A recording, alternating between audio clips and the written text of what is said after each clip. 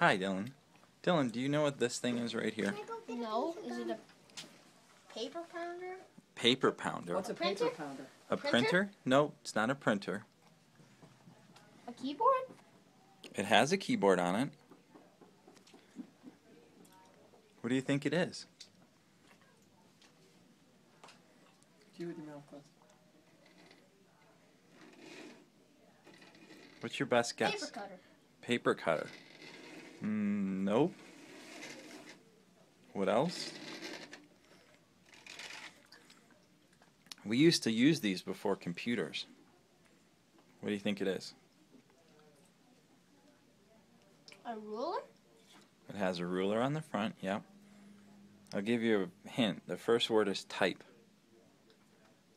Typing machine? Typer? Typer's close. Did you ever hear of a typewriter? No. Well, not too long ago, that's how we all had to type on the computer, like before computers. Mom. What do you think?